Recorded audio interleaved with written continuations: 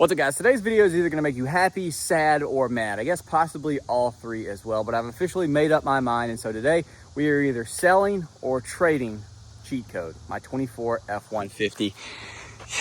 I love this truck, but there are several different reasons why it is time for it to go, which we will definitely get into later on in this video. But for now, it's time to start throwing some stock parts at her.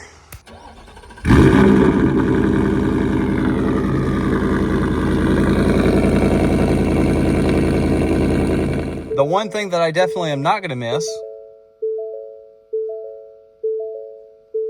yeah, Ford door chime, absolutely. The worst on the market. Excuse the basement, it's destroyed. Well, I was going to say because I just got done working on Reggie, but it's honestly always destroyed because, yeah. But, wow, this thing is a lot dirtier than I thought it would be. Holy crap. Even the filter's a little dirty. We're going to start with the oil catch can, which I will empty for y'all and let y'all see what comes out of there. So I'm going to swap that out to stock and let's see how much oil we've accumulated in the last, I don't know, 5,000 miles or something like that. The original is in and we captured quite a bit in our catch can. I haven't measured it, of course, but it's in a water bottle and it's up to the bottom ring. So I would say it's worth purchasing a catch can if you got a 5 liter. All this would have gone back into our intake, which, you know, you keep your truck for 10 years and put 100-something thousand miles on it. That's a lot of stuff that's going to get built up in the old intake system. But now it is time to swap the SMB back to stock.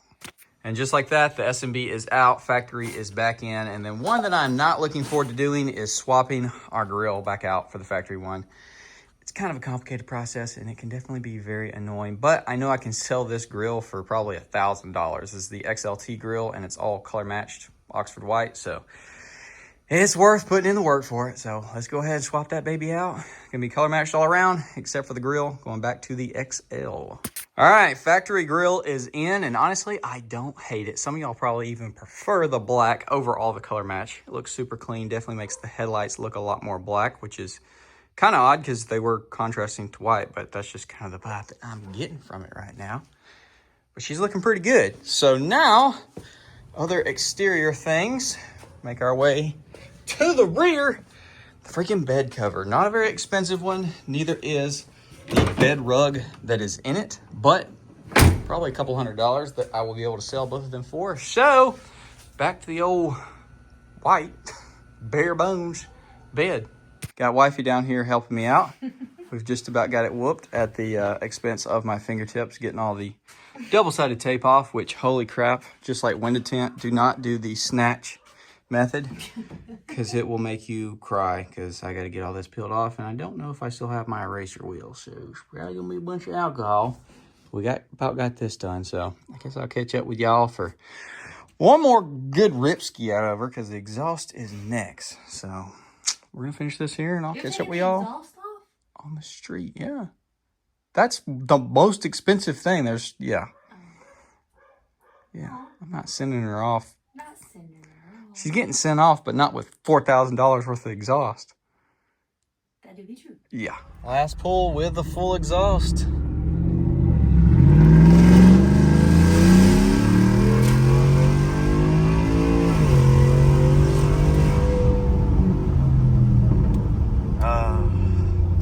I'm gonna miss that.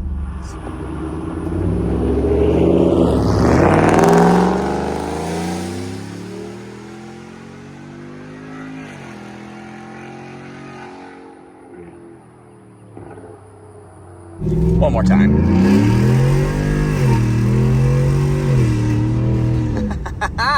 Not chirping the tires on the shift.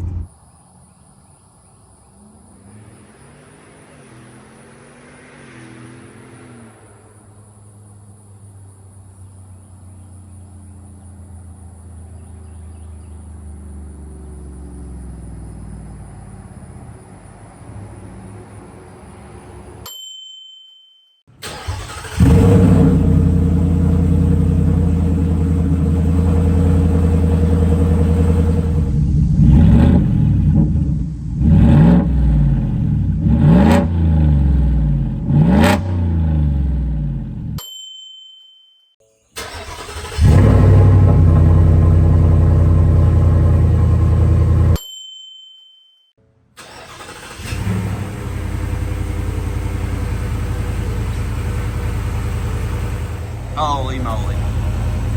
She's freaking quiet. Well, probably the most depressing sight to change is gonna be the freaking wheels. So they're coming off.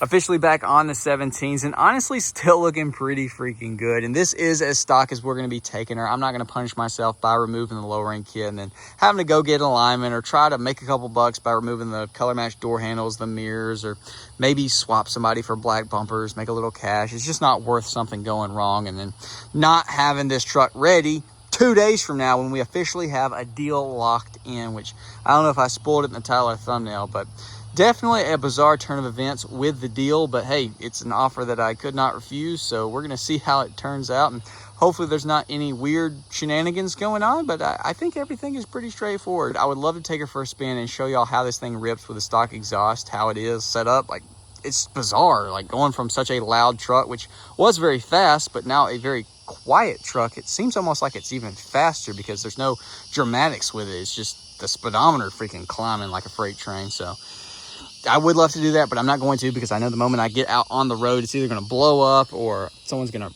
hit me or something terrible is going to happen, and it's just not worth risking this close to the deal being done. Reginald is stepping up to the plate. Day number 1 under its belt, and I had a great time. This thing is so much fun. Manual V8 truck, and I haven't had much experience with it because basically as soon as we lowered it, the radiator exploded and then the tail shaft seal started leaking everywhere and we didn't have transmission fluid, and I had a great time with it today. Super fun to drive this thing. 5-speed manual with a 4.8. Sounds great. Got the burbles. Alignment is horrible because we have not gotten a proper alignment since the lowering kit, which is crazy. 3.5 drop here on the F1. 5.7 tuck and tire on Reggie.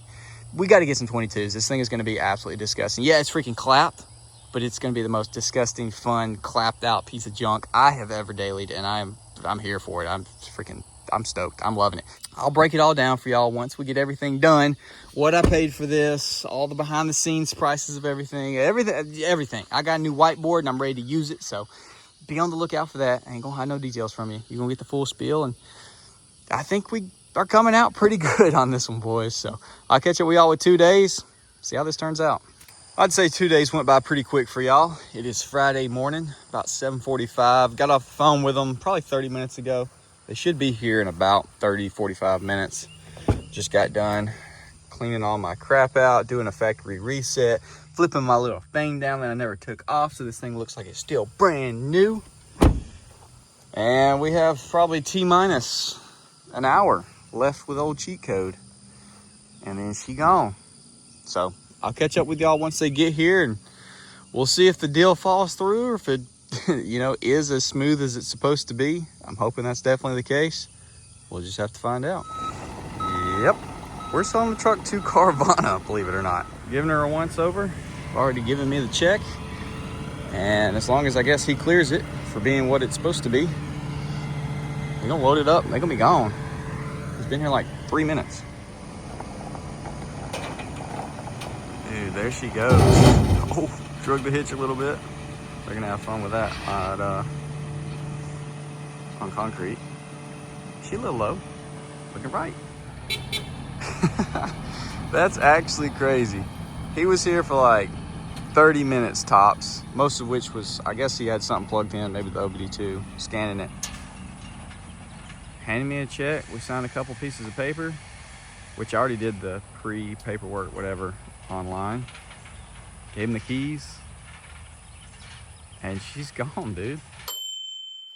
I just saw cheat code's officially gone, and I just got back from depositing the check. Now, of course, it's gonna take a couple of days for that thing to clear, but given that that doesn't bounce, or Carvana call me back up and like, hey, we changed our mind, selling my truck to them was like the easiest selling experience I've ever had by far, especially on something this expensive. It took literally, I bet not an hour out of my life.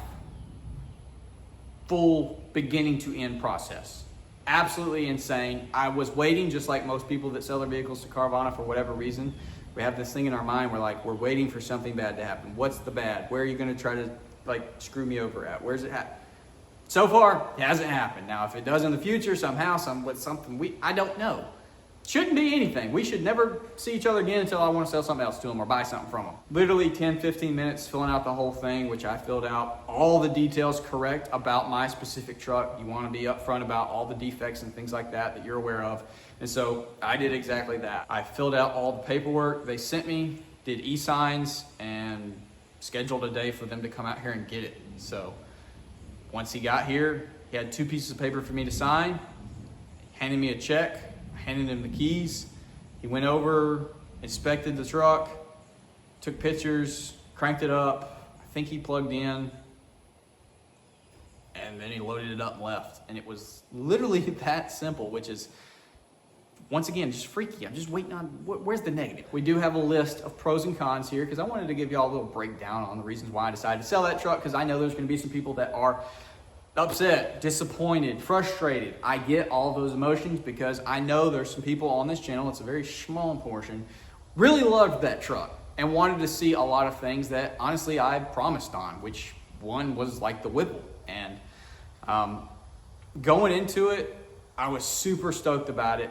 Waited the months to get the truck in, got it in, and then I called up the dealership that was doing the sleeper packages. You could get them to install your supercharger at like this specific price. I think it was like $14,000. You'd have 700 horsepower and a factory warranty. Well, guess what? By the time I got my truck in, they had canceled the program. They were no longer doing that because of warranty claim denials, cats melting, engine failures, bunch of bad stuff. And so it wasn't really an option.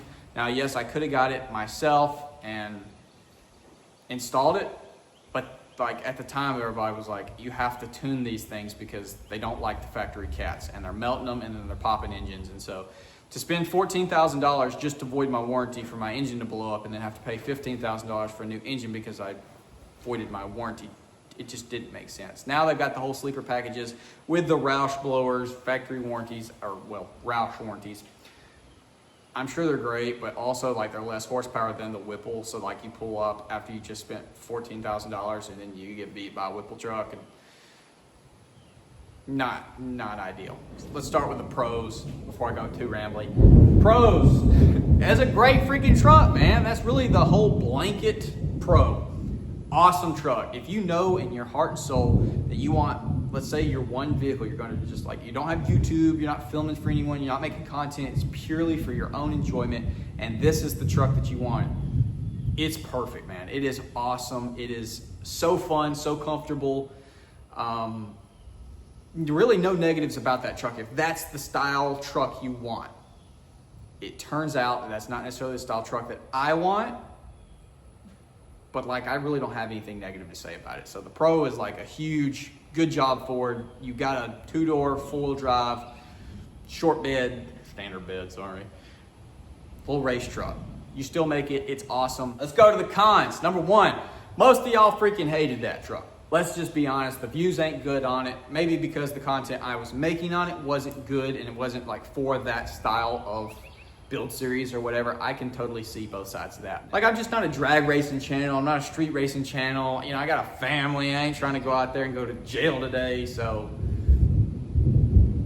it is what it is. Number 2, no tunes. The accursed 24 with a new electronic grid. Not the right terminology, but tuning here, almost 2026. Still not available. Yes, there are some big talks right now about it fixing to drop because they finally got the Mustangs cracked, but now I've waited too freaking long. I don't freaking care. We did everything that we could up to a tune, so the, you know, high flow cats, full exhaust back, intake, and it performed great. And I know with a tune, it's gonna freaking be insane.